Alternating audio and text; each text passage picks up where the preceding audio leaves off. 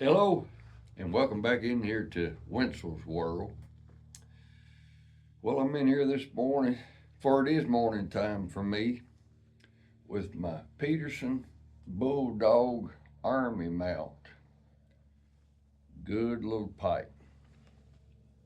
And it being Army mount, you can just take it right out without any thoughts of damaging your stem. Got a filter in there.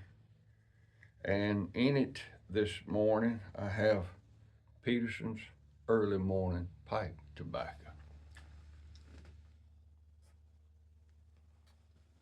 And I'm going to do a little tamping with my homemade tamper, which consists of a stick and an empty shell casing. Makes a good little tamper.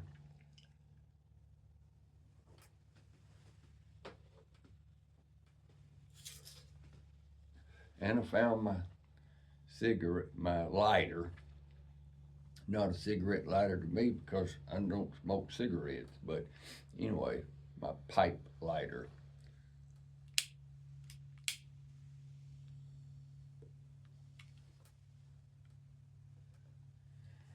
Found it one day last week. Oh me, things get misplaced or they get put in a place and then you don't go back to that place and you wonder where it is when you get to looking at it next time.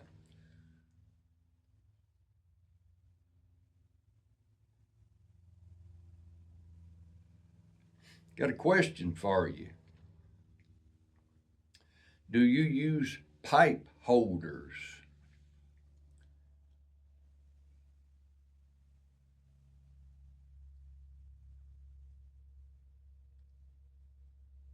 I want to talk to you about pipe holders today. So I'm going to get this camera rearranged so we can look at some pipe holders a little bit better. So there'll be I'll have to pause this and then come back to you. Okay. Now, talking about pipe holders, leather pipe holders. And I use them. First, let me say that I do use them. And in case you're wondering, why do you use a pipe holder? Well, whenever I set a pipe down, I don't want to really set it down, especially if it got an ember in it. That means you got some fire there. So I'd rather put it, especially if it's on a table or a desk or something like that, I'd rather have it sitting upright when it's still got an ember in it than to sit it on its side and take a chance on the ember coming out and maybe igniting something that I don't want ignited. So I use pipe holders, okay? Now, in order to make a pipe holder, and I'm going to give you my philosophy, my views about it. I use it, and if I was going to make one, I got a pattern here, okay? Of course, I guess you can see it's rolled on it there somewhere in the PAT. That lets me know this is what I go by. So I'll take this right here and lay it on a piece of leather and cut it out. And what this is right here, I did measure this. Okay, let's do it this way. From this finger to this wrist bone is 8 inches. So it looks like it's probably something like 10 inches long, this piece of leather strip right here. It's top grain leather. And there's another video made about the differences that I've made. You can check out the channel things here. I made about the differences between genuine leather, bonded leather, top grain leather, and so on. But this is a piece of top grain leather, okay?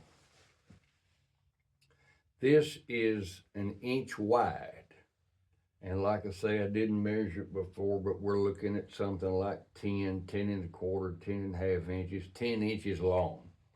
Okay. And there's a reason why I make it that length.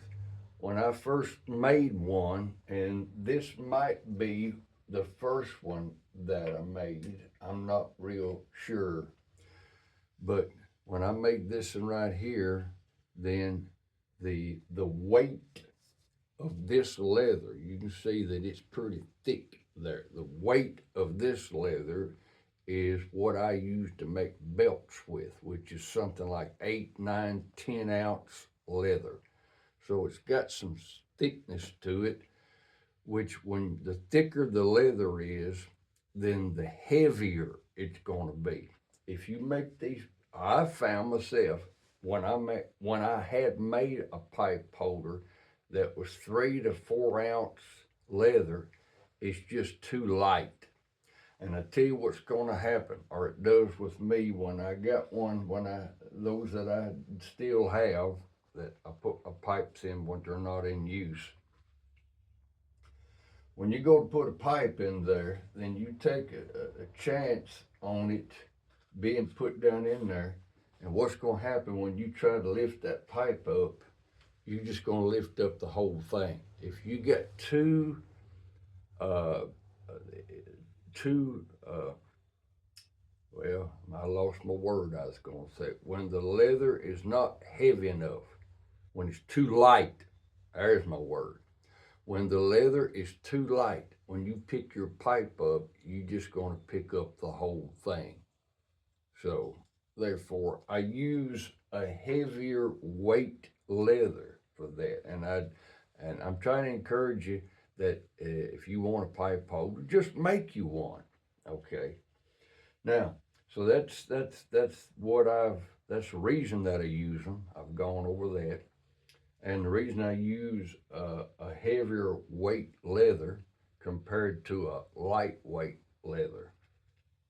Now, do you have any old belts that you don't want to wear anymore, or do you have something about the same thickness of a belt?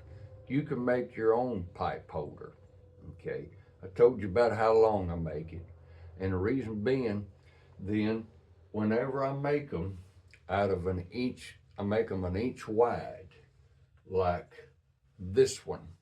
Okay, and in this one, I put a rivet in it. That means it will not come apart. Okay,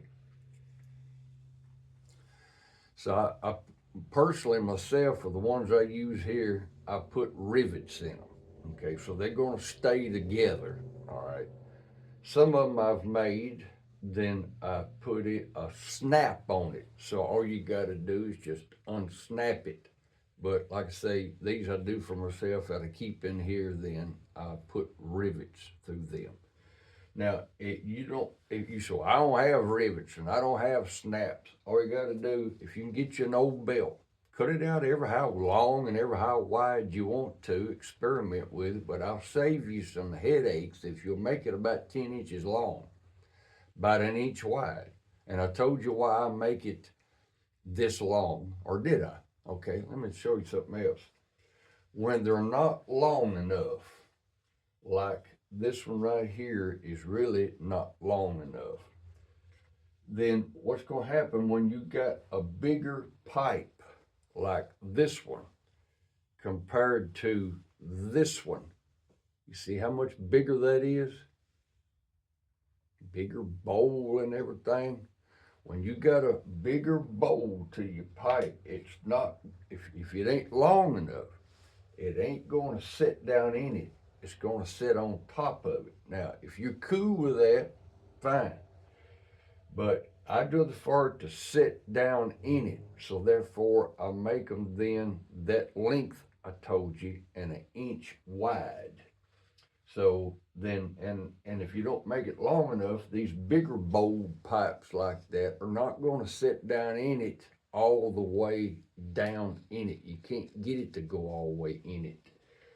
Where these, if it's long enough with these bigger bowl pipes, Okay, well, not even this one sets all the way to the bottom, but it sits good enough where it ain't going to tip over. Okay, that may not be as long a piece of leather as this piece of leather, and it is not. So you got that much more length on this leather here than what you do on this one. But anyway, I lived and learned with this, and that's the reason I know. So if you make them, I make them like I told you, an inch wide. If you make them like this one right here, this one here is probably something like an inch. Looks like this one's an inch and about an inch and a half. If you make them too wide, like this inch and a half one, or an inch and a full inch and a quarter, or a slight inch and a half, whatever that is right there, then when you do that, when you got a smaller pipe that's going to go down in there, then it's going to sit way down in there like that. And I don't like it to sit way down in it. That's personal preference. So I use the inch wide ones and I sit that down in there like that. And therefore it is on the bottom of that pipe holder. Okay. So therefore then that's the reason that I use that. So if you were to take a piece of leather that's pretty thick, like that leather is, and like I showed you, this piece right here, you might be able to see it better. If you'll get something like an eighth of an inch thick, which is something like 9-10 ounce leather, like a belt. Now, if you got an old belt that ain't no count and it's vinyl, you're not going to have the weight to it that you would with genuine leather. Okay. So, and if you don't put a rivet or a snap in it because you don't have rivets and you don't have snaps and you don't know how to set rivets and snaps, all you have to do then is just, if you don't have a punch to punch a hole in a piece of leather, you can always take a knife and just put you a hole in that piece of leather right there.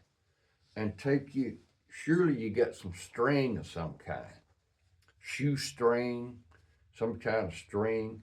Just put you a couple of holes, one in each end right there, and tie that together. And it works just as well. Now these here,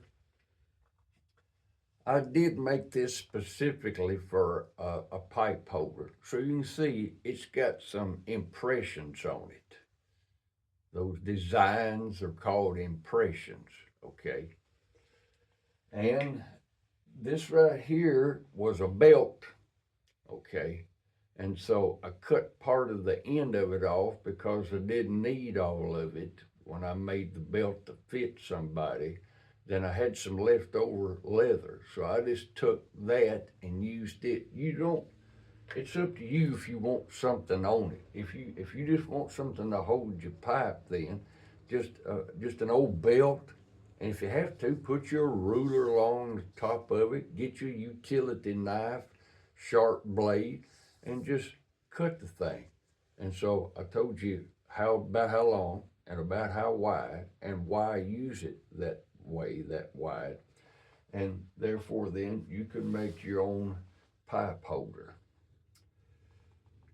So I know something else I was going to show you. I made this one right here, and this is just for myself.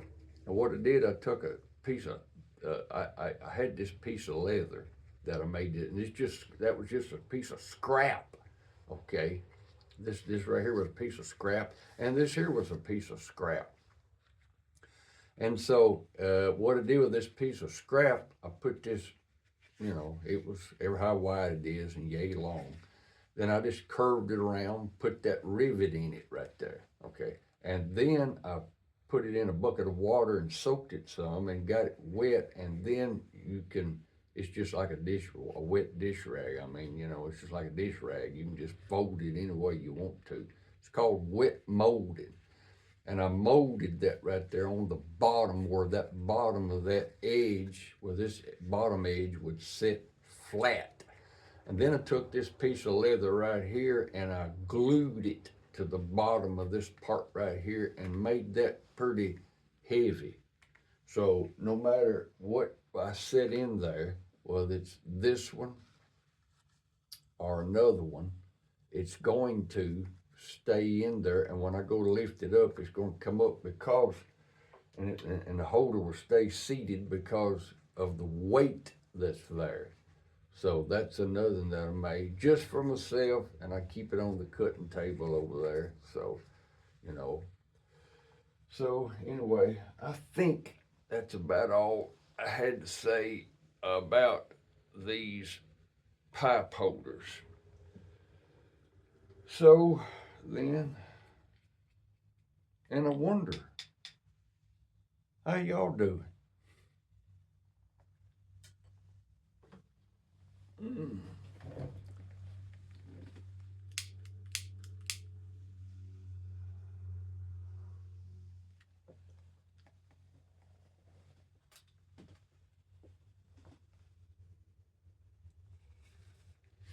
Well, I noticed this morning when I went out, we've had our first frost of the season.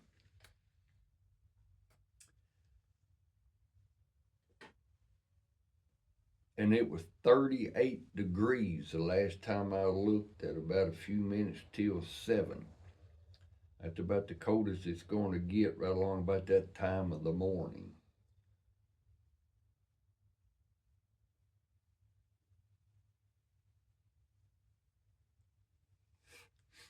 So I don't usually smoke that way. You see me blowing this out real quick, but I don't want to get choked on the excess smoke. But anyway, I got several errands I got to run this morning. We had a lot of wind Saturday night and early into the Sunday morning time. I need to ride around and look and see if there's any trees blown over so I can get our winter wood up. So, boy, I tell you, I've had a time with this wood splitter. I told you I bought a wood splitter, and I couldn't, after I got ready to use it, it didn't have the hydraulic fluid in it. But worse than that, I couldn't get the motor started. And so I called the place where I bought it, and the man talked to me. He said, "Well, I don't live far from you." He said, "I'll come out and look at it." He couldn't get it started.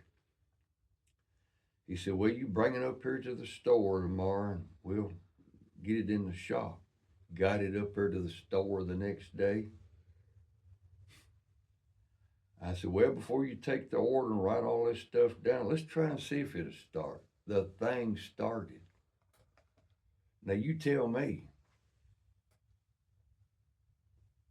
And we started there at the store several times.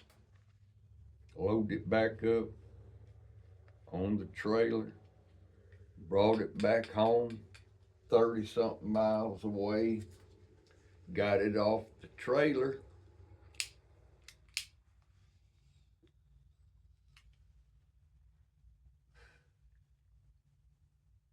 tried to start it, wouldn't start.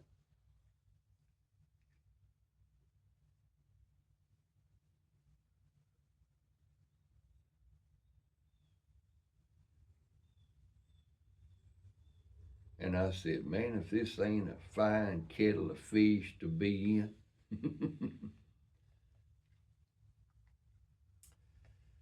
So I prayed about it, or I grumbled to the Lord about it.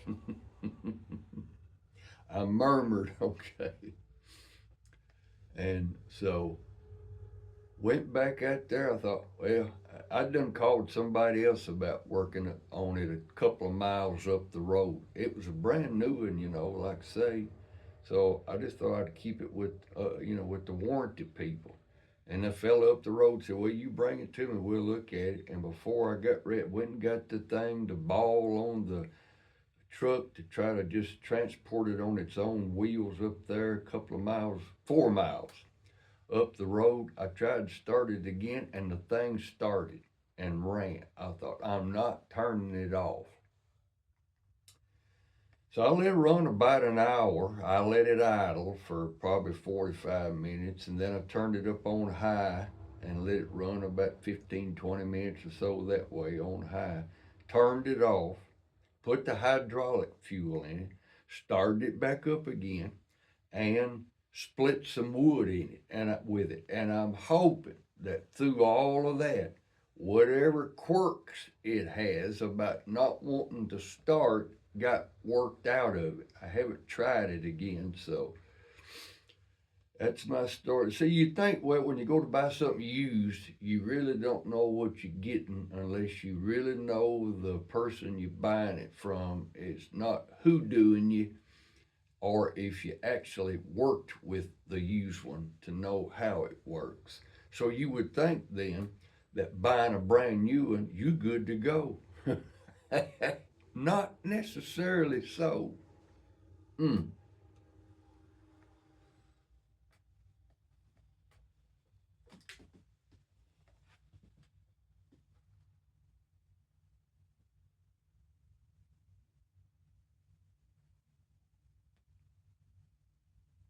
Well,